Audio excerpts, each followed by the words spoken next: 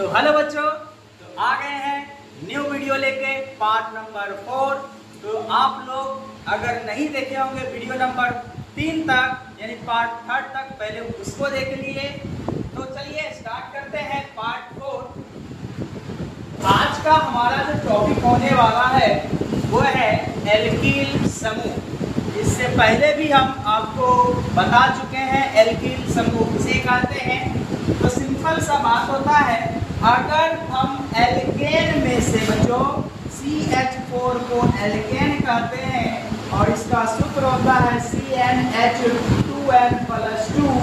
अगर इनमें से एक हाइड्रोजन को निकाल दे तो जो हमारा बच जाता है उसी को हम लोग एल्केन ग्रुप एल्काइल ग्रुप के नाम से जानते हैं। कौन सा?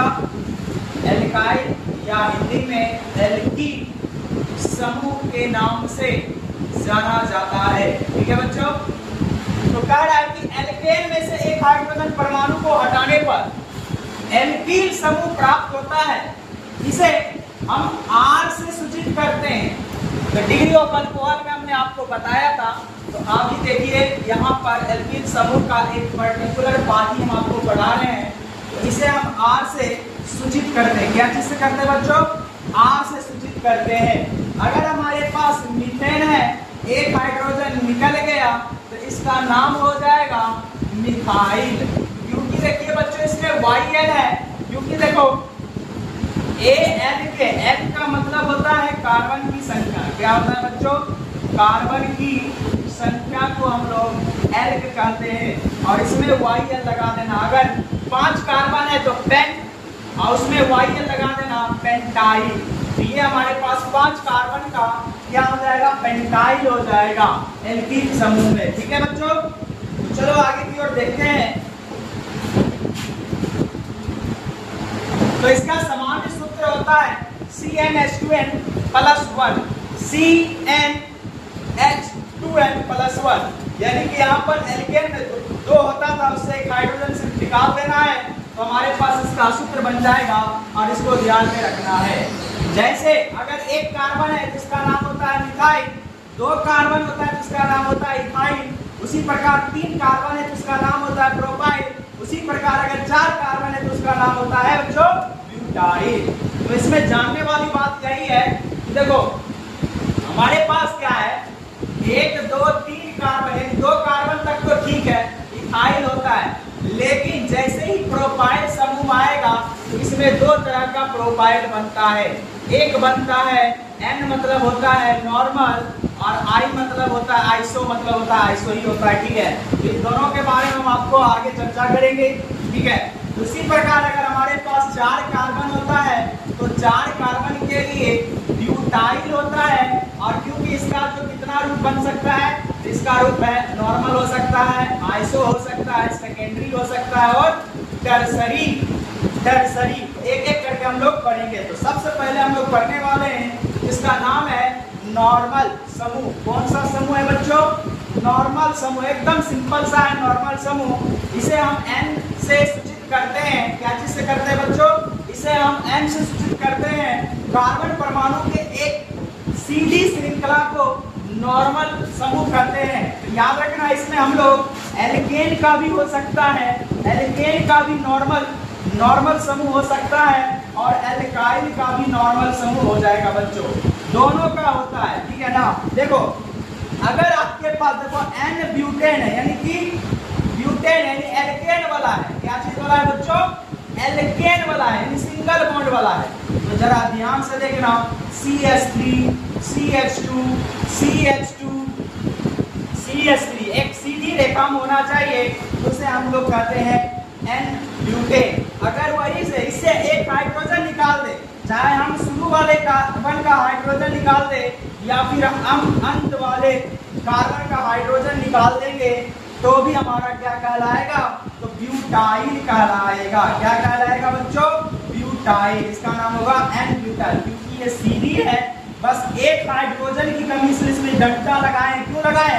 देखो जनरली यहाँ पर CH3 होता है, इसमें 2 लगाए, यानी एक हाइड्रोजन निकाल के हम ब्यूटाइल बनाए हैं। क्या बनाए बच्चों? ब्यूटाइल बनाए, इसलिए इसका नाम होगा N ब्यूटाइल। क्या हो जाएगा बच्चों? एन ब्यूटाइल हो जाएगा। तो आगे की ओर बढ़ते हैं। दूसरा हमारा समूह होता है जिसका नाम है आइसो। क्या नाम है बच्चों? आइसो। आइसो समूह आईएसओ के नाम से जाना जाएगा, आइसो बोला जाता है। और आइसो का संरचना जरा ध्यान देखना इस प्रकार होता है। तीन जो होता है 3 कार्बन होगा, लेकिन इसमें होता क्या है आइसो में बच्चों? तो आइसो के लिए परिभाषा हम बता देते हैं, यानी CH3 और CH3, यानी एक कार्बन 2 CH3 से घिरा रहेगा तो उसे हम कहते हैं आइसो समूह। क्या कहते हैं बच्चों? तो अगर एक कार्बन है और ये दोनों क्या चीज से घिरा रहे? CH3 और CH3 से रहे तो इसको हम लोग बोलते हैं आइसो। क्या बोलते हैं बच्चों? आइसो। देख लो इसका परिभाषा हम लोग देख लेते हैं। तो परिभाषा है वह समूह जिसमें 2 मेथिल समूह एक ही कार्बन परमाणु। मेथिल का मतलब क्या होता है बच्चों? तो मेथिल का मतलब होता है CH3, यानी एल्काइल ग्रुप से होता है। क्या होता है बच्चों? एल्काइल ग्रुप से। मेथिल का मतलब होता है बच्चों एल्काइल। एक कार्बन है इसलिए इसको बोलते हैं मेथाइल, यानी CH3।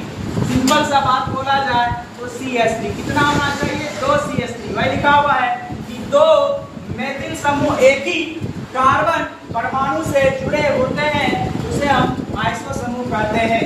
ठीक है बच्चों, इसलिए हम जो एक एग्जांपल देते हैं जिसका नाम है आइसो ब्यूटेन। देखो क्या है बच्चों? ब्यूटेन है, टेन, यानी एल्केन वाला बनेगा, एल्केन वाला। तो ध्यान देना ये इकलौता है जो कि आपके पास क्या बनेगा? क्या? अच्छा इकलौता नहीं है, सिंपल सा बात है, जरा ध्यान से चेक करना है।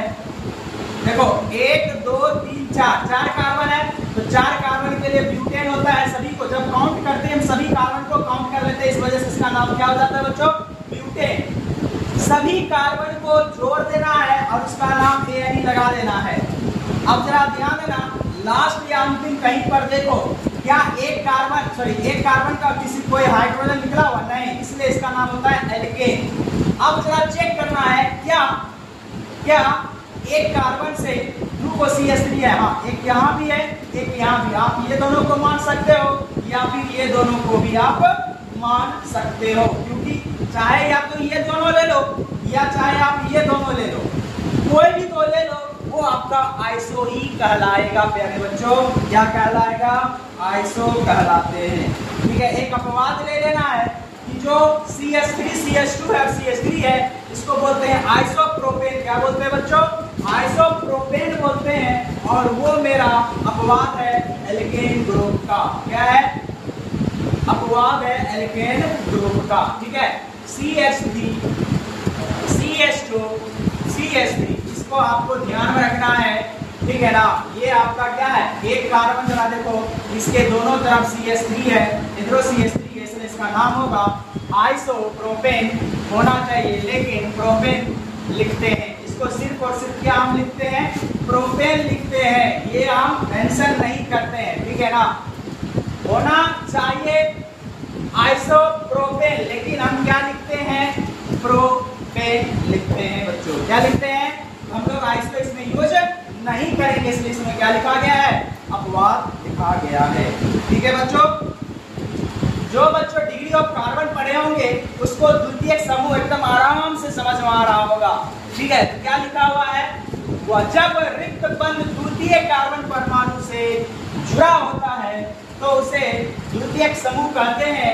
एल्केनों में द्वितीयक समूह उपस्थित नहीं होता है। इस पॉइंट को जरा बच्चों ध्यान से रखना है कि एल्केन जो होता है, एल्केन में यानी सिंगल बॉन्ड में, उसमें हमारा द्वितीयक समूह उपस्थित नहीं होता है। ठीक है बच्चों, तो अब ध्यान देना है सेकेंडरी ब्यूटाइल। देखो YL वाला है, एल्केन वाला नहीं होगा बच्चों, एल्केन वाला नहीं होगा।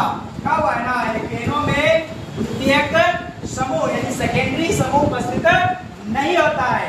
चलिए अब ध्यान देना, इसमें एग्जांपल देना, क्योंकि सेकेंडरी ब्यूटाइल है। देखो यहाँ से कुछ भी लग सकता है। ठीक है, ये जो हमारा जो सिंबल, ये जो लाइन लिखा हुआ है, इसका मतलब होता है ये जिस कार्बन से जुड़ा हुआ है और वो 2 कार्बन से जुड़ा हुआ है। देखो एक इधर वाला कार्बन से जुड़ा हुआ है, एक इधर वाले कार्बन से जुड़ा हुआ है, इसलिए इसको बोलेंगे सेकेंडरी, यानी 2 डिग्री कार्बन को बोलेंगे। ये भी आपका 2 डिग्री है, चाहे तो आप ये ले लो या चाहे आप ये ले सकते हो। समझ आ रही बच्चों? चलिए आगे की ओर बढ़ते हैं बच्चों। आगे हमारे पास क्या है बच्चों? आगे हमारे पास है तृतीयक समूह, जिसको बोलते हैं टर्सरी ग्रुप। क्या बोलते हैं बच्चों? तृतीयक समूह, जिसको बोलते हैं टर्सरी। अच्छा एक बात ऊपर वाले परिभाषा पढ़ देते हैं। कह रहा है जब, क्या कह रहा है बच्चों? कह रहा है कि जब रिक्त बंध द्वितीयक कार्बन परमाणु से, ध्यान देना बच्चों, द्वितीयक कार्बन परमाणु, तो ध्यान से चेक करना है, ये 2 डिग्री कार्बन है। कौन सा बच्चों? और ये भी है 2 डिग्री कार्बन। आप या तो इसको रिक्त, इसको बोलते हैं रिक्त, रिक्त बंध बोलेंगे। क्या बोलेंगे बच्चों? रिक्त बंध बोलेंगे। या तो आप यहाँ लगा दो या फिर आप यहाँ भी लगा सकते हो, क्योंकि इसमें 2 डिग्री कार्बन 2 गो है बच्चों। 2 डिग्री कार्बन यानी सेकेंडरी कार्बन 2 गो, यहाँ भी लगा सकते हो, क्योंकि यहाँ लिखा है जब रिक्त बंध द्वितीय कार्बन परमाणु से जुड़ा होता है तो उसे द्वितीयक समूह कहते हैं। और ये सब तो बता ही दिए थे। ठीक है बच्चों, तो आगे की ओर बढ़ते हैं।